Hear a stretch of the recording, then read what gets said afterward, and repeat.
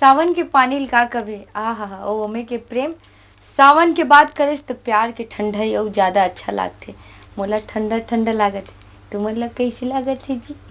तुमला कुन लागत है, लागबेच करी। और यही सावन में जब बेंची बेंचा नरियाथे टर टर तहन तो जान दे कहत हाँ ये सुपर हिट गीत में हम मजा लेवत हन ये सावन के।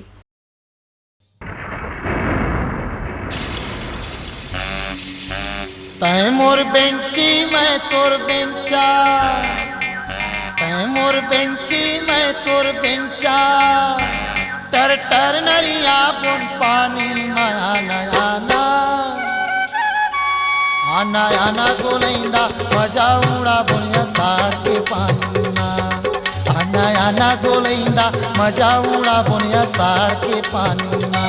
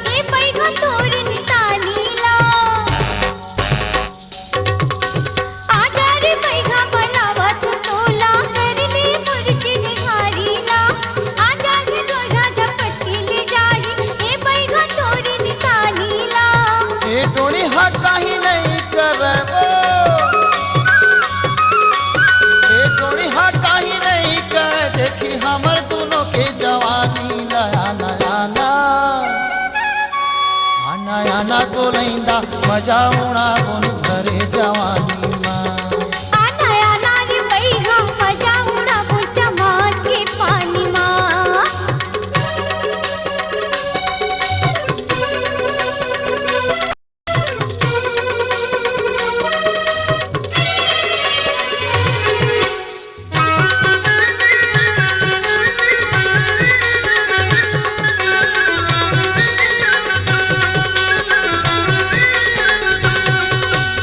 आगे वो यदरा गिर गए पानी भर गए खचवा दिख रहा, झिमी झिमी बरसे बादल पानी जम के दोनों की माया।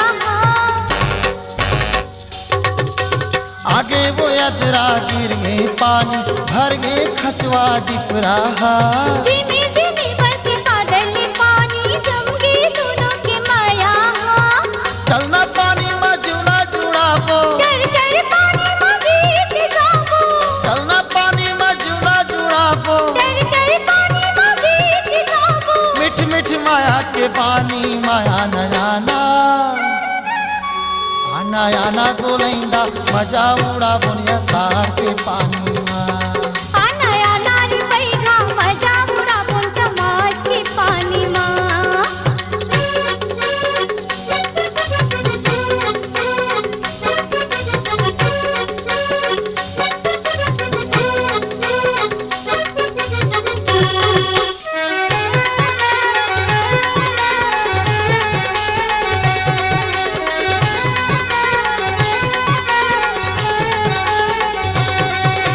साल भर माँ हम रोदीने आके तन बदले नदी पियर माँ। मजा उड़ा वो दिन दिन वो गोरी लुका जाबो हम भीतर माँ साल भर माँ हम रोदीने आके तन बदले नदी पियर माँ। मजा उड़ा वो दिन दिन वो गोरी लुका जाबो हम भीतर माँ जल्दी आना देरी झलना गाना, मोरो जियोला धन तरसाना, जल्दी आना देरी झलना गाना। मोरो जियोला धन तरसाना, चलना कूदो माया के मचानी माया नयाना आना आना गोलैंदा मजा उड़ा बुनिया साड़ के पानी